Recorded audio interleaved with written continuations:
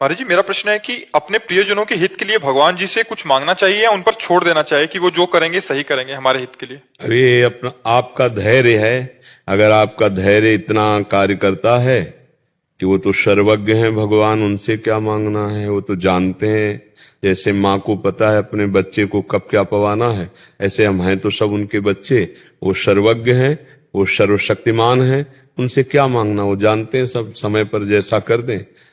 और अगर इतना धैर्य नहीं है तो फिर हमें मांग लेना चाहिए। दूसरे से मांगने से पूर्ति नहीं होने वाली, तो भगवान से। भगवान ने 4 प्रकार के भक्त बताए। एक बताया आर्त, जो अपने कष्ट निवारण के लिए भगवान का भजन करते हैं। एक अर्थार्थी, जो भगवान से संपत्ति चाहते हैं। और एक जिज्ञासु, जो भगवान को जानना चाहते हैं। और एक ज्ञानी, जो भगवान को जान चुके हैं, जो भगवान को प्राप्त कर चुके हैं।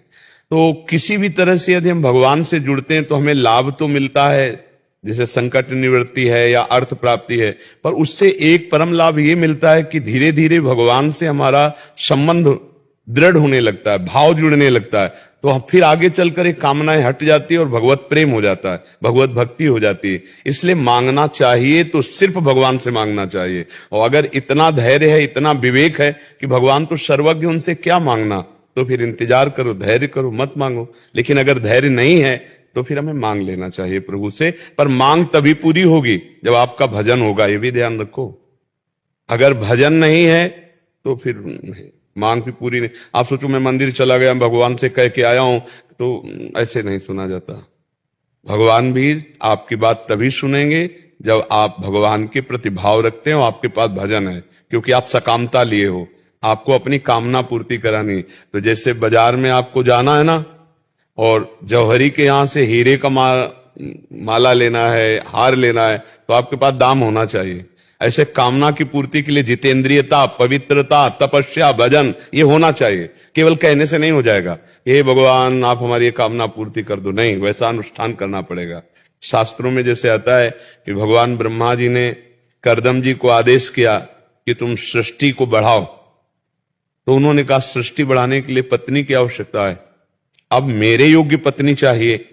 तो उन्होंने फिर भगवान नारायण का भजन किया, 10,000 वर्ष तक भजन किया। भगवान प्रकट हुए गरुड़ पर विराजमान होकर। भागवत में चरित्र है, कपिलोपाख्यान में आप पढ़ो। श्री कपिल जी महाराज करुणा करके कर्दम जी के यहां स्वयं प्रकट हुए, भगवान के अवतार है। तो जब भगवान नारायण प्रकट हुए तो उनका क्या चाहते हो, तो उनका पत्नी। तो आंसू गिर पड़े। तो बिंदुसर वहां बना हुआ है कि मेरे साक्षात दर्शन करके और आकांक्षा। उन्होंने कहा आदि सम्राट महाराज मनु की पुत्री देवहूति जी परसों आएंगी और वो आपको पति रूप में वरण करेंगे, और आप उन्हीं के यहां फिर भगवान अपनी तरफ से उनको परम कल्याण प्रदान करने के लिए कपिल के रूप में आए। कपिल भगवान ने उनको उपदेश करके माया मुक्त करके भगवत स्वरूप में स्थित किया।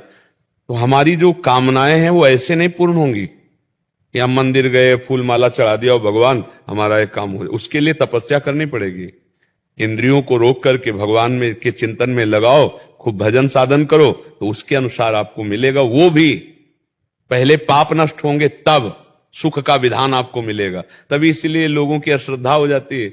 मंदिर गए, 1 साल से रोज मंदिर जा रहे हैं और हमारी कामना की पूर्ति नहीं हो रही, तो तुम्हारे जो पीछे के अपराध हैं, पीछे के पाप हैं, उतना भजन करो पहले वो नष्ट हो, तब आगे सुख प्रदान करने वाली तुम्हारी कामनाओं की पूर्ति होती जाएगी अपने आप। पक्का समझ लीजिए, भजन जरूरी है। इसलिए हम कहते हैं राधा राधा कृष्ण कृष्ण राम कृष्ण हरि, जो तुम्हें प्रिय हो नाम जप करो। नाम जप करने से सब मंगल हो जाता है, सब आनंद हो। जब भगवान के हम सामने बैठते हैं और अंतरात्मा से उनको देखते हैं तो मन करता है कि कुछ भी मत करो। हाँ, उत्तम बात, समर्पण करते हैं अपने आप को। बहुत उत्तम बात है। सही बात तो यही कि तेरा तुझको अर्पण क्या लागे मेरा, तन मन धन सब। प्रभु जब बच्चों के लिए या परिवारजन के लिए, हित के लिए सोचते हैं, इतना सही समझ लीजिए कि जन्म लेने के पहले से विधान शारीरिक सुख दुख भोगने का बन चुका है। केवल एक बात है जो आप कर सकते हो, भजन करके भगवत प्राप्ति या पापाचरण करके दुर्गति। नहीं तो इस शरीर के सुख दुख का विधान पहले से बन चुका है।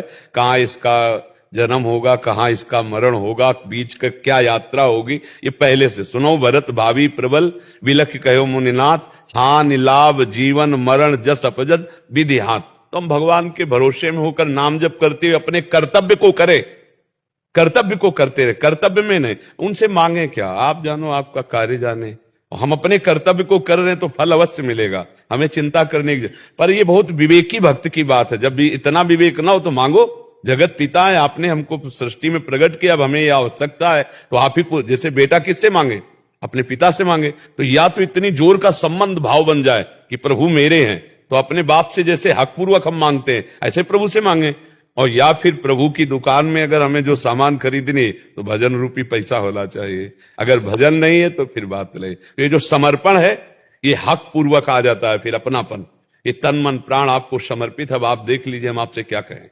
हे दिलवर, हमने जब पूरा जीवन ही आपको दे दिया तो आपसे क्या कहे। जब दिल दे दिया तो दिल की दुख सुख की बातें आप जानते हो ना, फिर आपसे क्या कहे, वो बहुत ऊंची बात हो जाती है। और ये बहुत उत्तम है कि आप भक्ति करती हो, नाम जप करती हो, तभी ऐसी उत्तम धारणा आती, समर्पण। ये आत्मसमर्पण नौधा भक्ति, श्रवणम कीर्तनम स्मरणम विष्णुपाद सेवनम अर्चनम वंदनम दास्यम सख्य आत्मनिवेदनम। इसे आत्मनिवेदन नवी भक्ति कहते हैं कि अब चाहे दुख मिले चाहे सुख मिले, आपसे क्या मांगना, ये तन ये मन ये प्राण सब आपका है नाथ। आप देख लीजिए, ये बहुत अच्छी बात है, पर ये इस पे टिके रहना बड़ा कठिन बात है। शरीर में प्रतिकूलता आते ही मांग खड़ी हो जाएगी, नहीं है ले? लेकिन नहीं, बात ये नहीं है। बात यह कि अनंत जन्मों के पाप का परिणाम ये शरीर में आना है, उसको भोगना है। पर ठाकुर की इतनी कृपा है कि इस रोग में, इस भोग में भी उनका चिंतन चल रहा है, उनका भजन चल रहा है, उनकी सेवा चल रही, बड़ी कृपा है। वो हमें अपनी सेवा में लगाए हुए हैं। तो समर्पण में जो आनंद है वो मांगने जांचने में तो है नहीं। पर फिर मांगे तो किससे मांगे, अगर जिसकी मांगने की इच्छा हो तो हम बार बार प्रार्थना करते हैं केवल प्रभु से मांगो। ये मनुष्यों से मांगने से क्या हो, तो हम दाता से मांगे जो सबके दाता है, भगवान श्री हरि से मांगे, प्रभु से मांगे।